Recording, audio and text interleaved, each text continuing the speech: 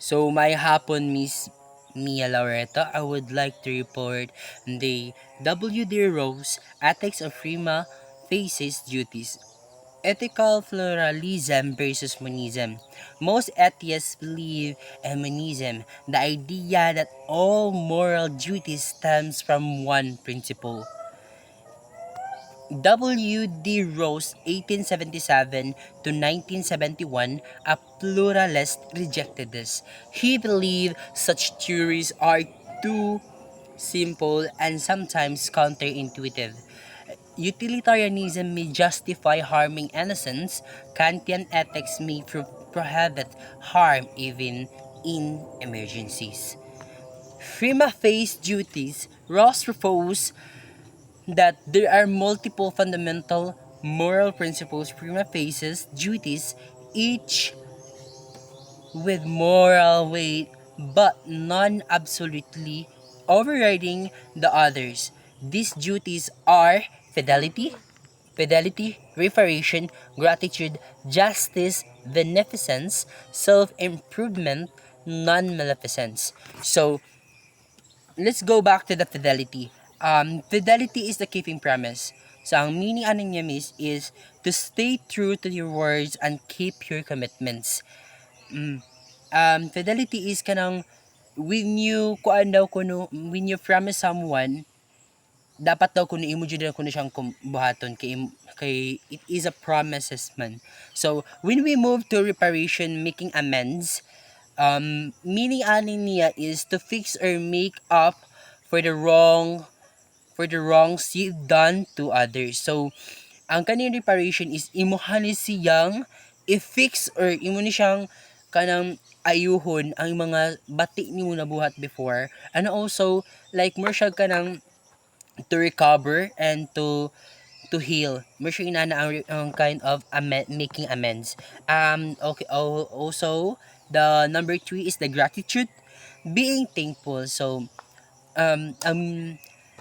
gratitude show appreciation and return kindness to those who have helped them. So, ari sa gratitude is kung kinsa to ang gipakitaan nimo og kaayuhan, respeto or pagtabang, and they also show appreciation is kanang ilahasan ng ibalik sa ubang tao, like morsel be ng pasalamat nila about sa ilahang sa mga tabang and appreciation and the kindness nga ilahang na dawat.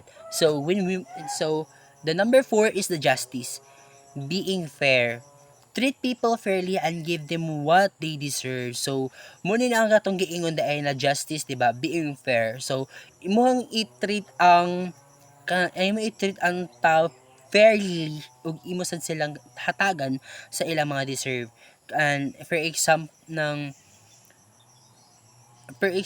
is that nang naay usa ka tawo nga nanginahanglan siya og tabang which is needed kay niya, and also ang usa sad is need sad niya og tabang which is dili lang kay ang usa lang imong tabangan, and also ang usa sad kay both man sila nangihalag tabang sa imo. So kinahanglan fair imong pagtabang sa ila ug wala kay gipalabi. And the number 5 is beneficence. Beneficence, helping others or doing good.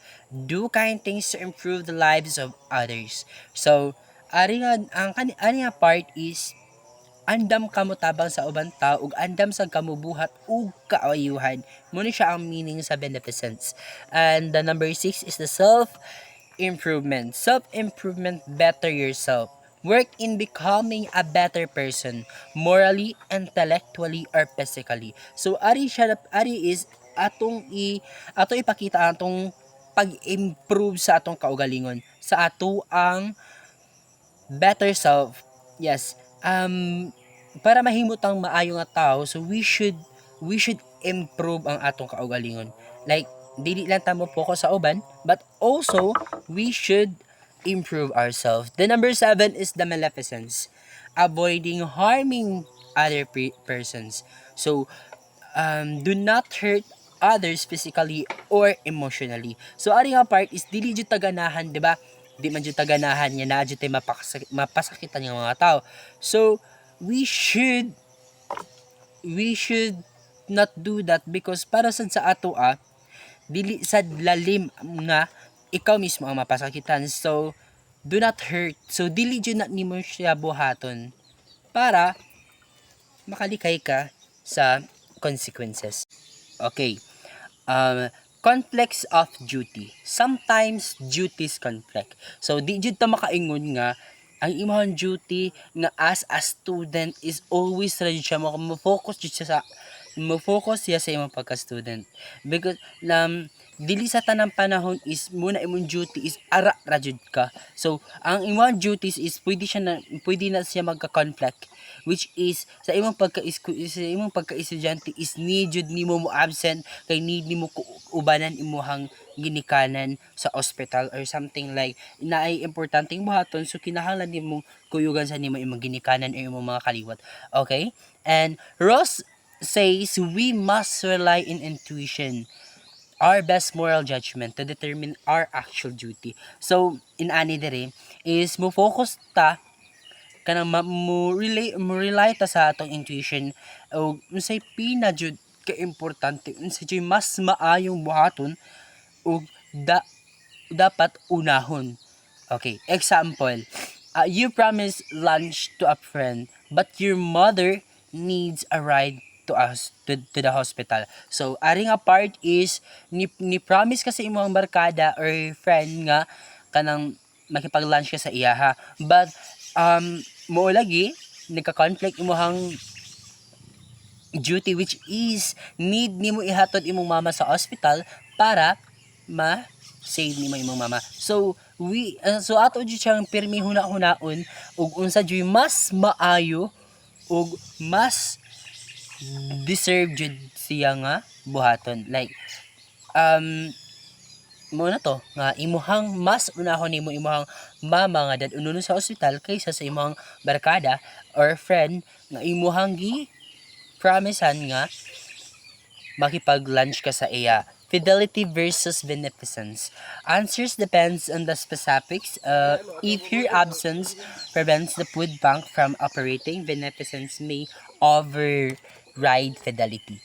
Intuition and judgment. Ross defined intuition as a rational reflection, not a mystical ability. It's our ability to recognize moral features like promise keeping or justice. Still, intuition can be fallible, biased, or in conflict. Diba? So we must exercise humility and seek others' perspective when needed. Ross maintained that these duties have stood the test of time of reflection. Although it's not always clear-cut, but they reflect a real moral dimension rooted in rules, relationship, and human condition. So, in Ross' theory remains influential. His idea of prima facie duties acknowledges the complexity of moral life. More realistically, more monastic theories, he later condensed the less of focus on fidelity, reparation, and gratitude. Beneficence, including justice and self-improvement, and non-maleficence. While critics argue that